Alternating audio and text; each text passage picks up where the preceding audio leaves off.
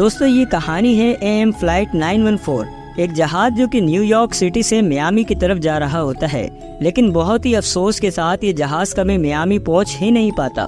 ये जहाज बीच रास्ते में ही गायब हो जाता है। और मजे की बात यह है कि गायब होने से पहले ना तो ये जहाज कोई सिग्नल छोड़ता है और इसके गायब होने के बाद ना ही इसका मलबा कहीं मिल पाता है। अब इतना बड़ा जहाज आखिर कहाँ गायब हो गया, तो ये कोई नहीं जानता था। तो आइए जानने की कोशिश करते हैं कि आखिर ये जहाज कहाँ गया।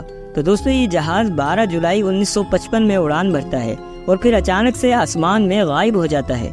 ये जहाज 1955 से लेकर 1992 तक यानी पूरे 37 साल तक गायब रहता है। और इसके गायब होने के बाद इसको ढूंढने के लिए बहुत सारी इन्वेस्टिगेशन होती है। जैसे कि दोस्तों ये जहाज न्यूयॉर्क से मियामी की तरफ जा रहा होता है, तो न्यूयॉर्क से मियामी के दरमियान अटलांटिक ओशन भी आता है। तो इस जहाज के गायब होने के बाद इन्वेस्टिगेटर्स को ये लगता है कि या तो ये जहाज अटलांटिक ओशन में डूब गया होगा या फिर क्रैश होकर कहीं गिर गया होगा। तो इन्वेस्टिगेटर्स और रेस्क्यू टीम इसको पानी में भी तलाश करते हैं और न्यूयॉर्क और मियामी के दरमियान जो जमीन का हिस्सा आता है वहाँ भी इस जहाज को अच्छे से तलाश किया जाता है। लेकिन बहुत ही अफसोस के साथ रेस्क्यू टीम को इस जहाज का मलबा नहीं मिल पाता। तो ये इतना बड़ा जहाज आखिर कहाँ जा सकता है। रिकॉर्ड्स के मुताबिक इस जहाज पर 57 मुसाफिर थे और 4 क्रू मेंबर थे, यानी कुल मिलाकर इस जहाज पर पूरे 61 लोग थे, जो कि सब के सब इस फ्लाइट के साथ ही गायब हो गए थे।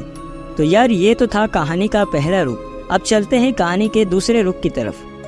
9 सितंबर 1992 और ये जगह है क्राक्स वेनेजुएला, जो कि मियामी से 1200 मील यानी 1930 किलोमीटर दूर है। तो ये क्राक्स का एक एयरपोर्ट है और यहाँ के एयर ट्रैफिक कंट्रोलर का नाम है जोंडे लाकोरे। तो जोंडे लाकोरे भाई अपने काम पर आते हैं। वो आती जाती फ्लाइट्स पर नजर रख रहे होते हैं कि अचानक उनकी नजर रेडार पर पड़ती है। उन्हें रेडार पर एक न्यू डॉट दिखाई देता है जो कि वहाँ नहीं होना चाहिए था। पहले तो उन्हें लगता है कि शायद ये कोई मिस्टेक होगी, लेकिन जैसे जैसे वो गौर करते हैं तो वो डॉट धीरे धीरे करीब आ रहा होता है। इस डॉट को देखने के बाद जॉन भाई बोलते हैं, लगता है कि ये रेडार पागल हो गया है, कुछ भी दिखा रहा है। अभी जॉन भाई रेडार पर अपना गुस्सा दिखा रहे होते हैं कि अचानक उन्हें एक जहाज आसमान में दिखाई देता है जो कि एयरपोर्ट की तरफ आ रहा होता है।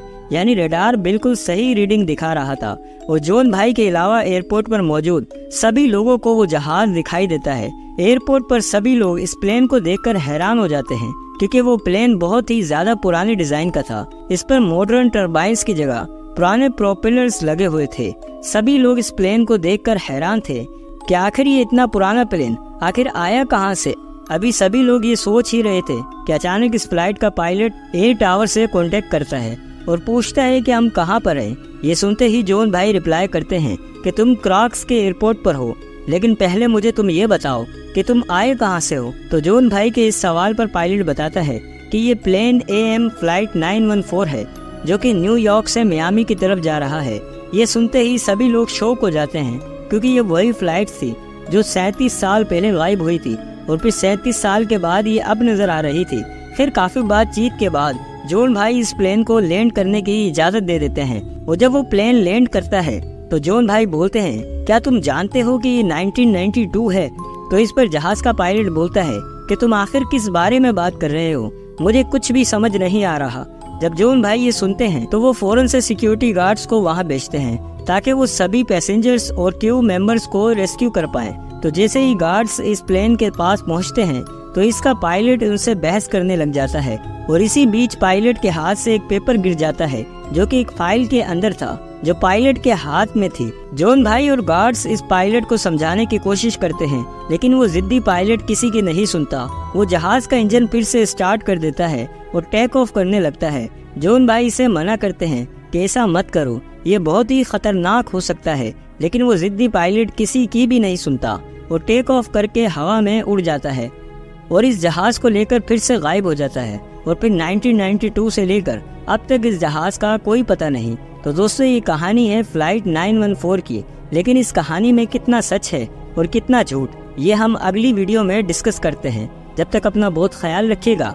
अल्लाह हाफिज।